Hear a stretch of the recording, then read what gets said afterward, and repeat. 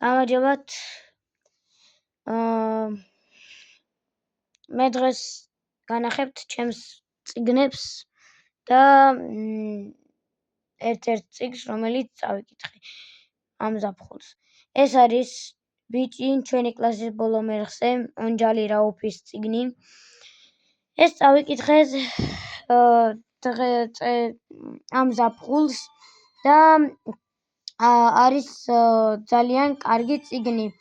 არის მასში ერთი ბიჭი,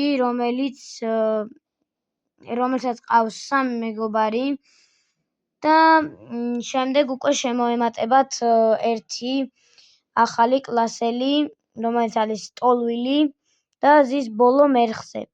და შემდეგ მის გამო ყველაფერს გააკეთებენ, რომ გადაარჩინონ და მისი მშობლები და უპოვონ და დააბრუნონ, ასე ვთქვათ, როგორც სხვა ადამიანები ცხოვრობენ მშობლებთან ერთად, ბავშვები მშობლებთან ერთად ისე. და რავი, მე ვარ 10-11 წლის და ძალიან კარგი წიგნია, საოცრებას წიგნია და გირჩევთ, რომ წაიკითხოთ. შემდეგი წიგნი, ბიჭუნას და სახურავის ბინადარი კარლსონი.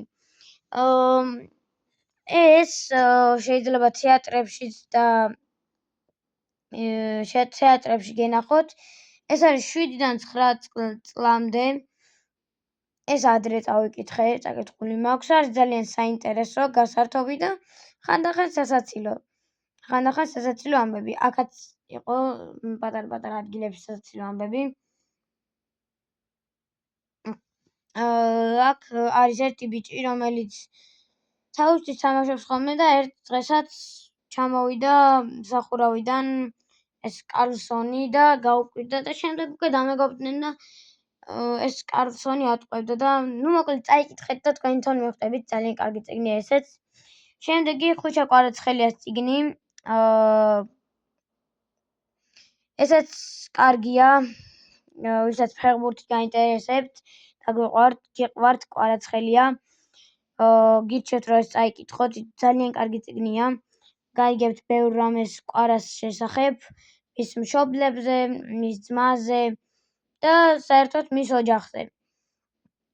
გადავიდეთ გიორგი კეკელიძის წიგნი არის ეს ვარსკვლავი, სახელად ვარსკვლავი. ეს არის, ასე ვთქვათ, აცვია და ესეთი არის ჩასმის გარეშე. შემდეგი წიგნი არის პადინგტონი. ეს არის პირველი ნაწილი, ეს არის მეორე ნაწილი. მოდი პირველი ნაწილი დავიწყოთ. შემდეგი ნაწილები ჯერ არ მაქვს და აუცილებლად როგორც კი ვიყიდი, წავიკითხავ, თქვენც ასევე გაგიზიარებთ. ეს არის დათვის სახელად პადინგტონი. მოგეხსენებათ ყველასთვის ცნობილი, ასე ვთქვათ, მულტფილმი, ყველას გეცოდინებათ. როგორც კინოში არის წარმოდგენილი, მაგისგან განსხვავებული არის. რაღაცები ემთხვევა, რაღაცები არა, მაგრამ მე ვფიქრობ, წიგნი უფრო საინტერესოა. და თუ კინო არ გაქვთ ნაყურები, გირჩევთ, რომ ჯერ წიგნები წაიკითხოთ და შემდეგ კინოს უყუროთ. მაგრამ სამწუხაროდ მე არ ვიცოდი და ჯერ კინოს უყურე და შემდეგ წიგნი წავიკითხე, მაგრამ ესეც კარგია. და მეორე ნაწილში ეს ყველაფერი გრძელდება და თქვენ თვითონაც გაერკვევით უკვე რა გრძელდება, რა იყო, რა არ იყო. ახლა კიდე გადავიდეთ ერთ-ერთ კარგ კიდევ წიგნზე. ეს არის საკმოწილო ენციკლოპედია. აქ არის ყველაფერი ცხოველებზე, მანქანებზე. იწყება, შეხედეთ რამდენი არის, ჯერ 100-ზე მოყვება ყველაფერი, ადამიანების მსგავსი მაიმუნები, ადამიანის სხეული. შემდეგ მოყვება, ამბანის მიხედვით მიყვება და ძალიან საინტერესო და ბევრ რამეს გაიგებთ ამ წიგნით. კიდევ ერთი წიგნი მინდა გაჩვენოთ. ესეც ენციკლოპედია. ის სქელი იყო, დიდი იყო, ეს თხელია. აქედან გაიგებთ მხოლოდ დედამიწას და გალაქტიკის ამბავს.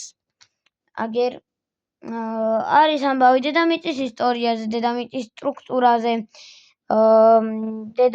კონტინენტების ფორმირებაზე, დინამიტის ქერქზე, ქანებზე, ნიადაგზე, ვულკანზე, მიწისძვრაზე, ცუნამზე, ატმოსფეროზე, კლიმატზე, ღრუბლებზე, წვიმაზე, ქარიშხალზე, ოკეანეებზე, ზღვებზე, მდინარეებზე, მყინვარებზე, წყლის წრებრუნებზე, ეკოსისტემებზე და ჰაბიტატებზე, კიდევ ტყეებზე, უდაბნოებზე და სიცოცხლის ოკეანეზე. აქ შევხვდებით ბევრ საინტერესო ინფორმაციას. მაგალითად, ერთ-ერთთან აქვს სტიკერები შუაში, მე ამოვხილე, იმიტომ მაღამჭირდებოდა. აქ არის სოფლიოს 10 ერთ-ერთი რაც დამაინტერესა მე, სოფლიოს 10 ყველაზე გრძელი მდინარე. ამაზონი 6800 კილომეტრი, მეორე ადგილზე არის ნილოსი 6650 კილომეტრი, მესამეზე არის იანძი 6300 კილომეტრი, მეოთხეზე მისისიპი 6275 კილომეტრი და ასე შემდეგ. და ამ წიგნში ბევრ საინტერესო რამეს შეხვდებით. სამი დეგებში დაგებით, მადლობა ყურადღებისთვის.